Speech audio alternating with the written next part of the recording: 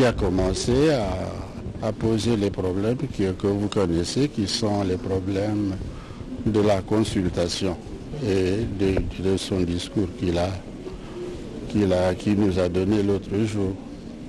Eh bien, nous avons eu un mémo que nous lui avons présenté dans lequel nous disons que le pays a besoin de centrer le tout sur l'économie.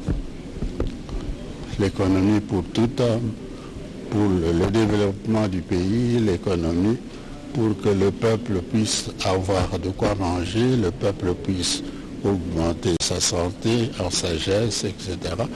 Et puis à la fin, nous avons commencé à répondre à ces questions.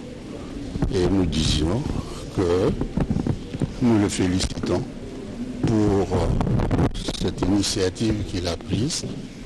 Et grâce à cette initiative, il arrivera à avoir une série de réponses qu'il pourra par après étudier avec des gens et qu'il commence à favoriser le dialogue grâce à l'intervention de certaines personnes, ressources de certaines personnes qui peuvent l'aider à naviguer des deux côtés de la pirogue, et comme cela, il y a des chances que le travail avance dans son dialogue. Voilà.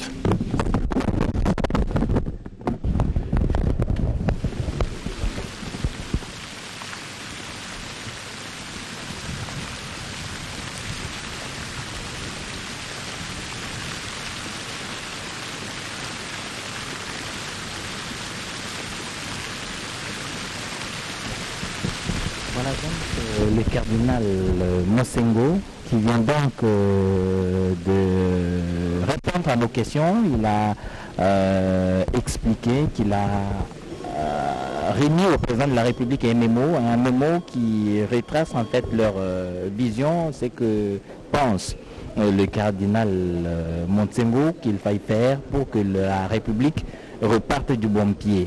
Et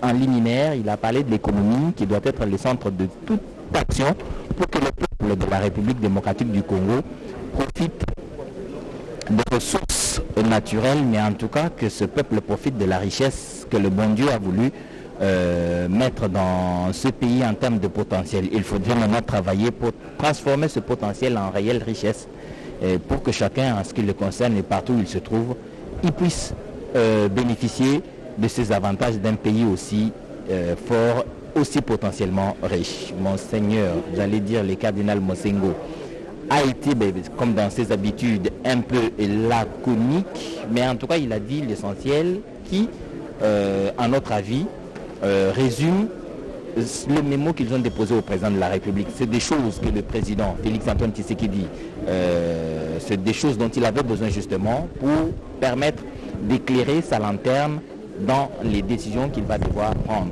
Le cardinal a dit que le président, forcément, il y a une équipe qui va travailler sur tous ces mémos qui vont lui être déposés par toutes les personnalités, mais aussi tous les groupes qui le reçoivent, pour extraire de ces mémos, de ces différents avis, l'essentiel, la crème qui va constituer le substrat du discours qu'il va prononcer et qui est très attendu par le peuple de la RDC parce qu'il l'a promis lors de son dernier du 23 octobre.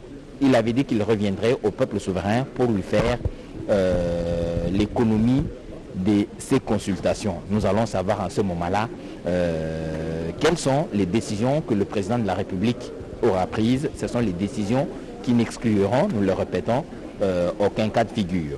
C'est ce que nous attendons et à entendre les points de vue des uns et des autres. Et dans la sagesse qui incarne le président de la République, nous aurons une solution qui ne fera du mal à personne, mais qui sera d'un apport important pour le développement de la République démocratique du Congo. C'est ce que nous allons faire à partir de ces instants. Vous avez suivi sur la télévision nationale Kopa Inanga, président du bureau sortant de la CENI. Vous avez suivi Joseph Olengankoy. Vous avez aussi suivi le président de la Commission nationale des droits de l'homme, Mamba Mouchikonke. Vous venez de suivre le cardinal Mosengo. Vous suivrez en tout cas toutes les personnalités qui conduisent des délégations ici, ou bien les personnalités qui viennent in cuito personne pour être reçues par le président de la République. Ils passeront au micro de la télévision nationale pour permettre à la communauté nationale de suivre en direct l'expression de ce que les échanges avec le président de la République ont donné.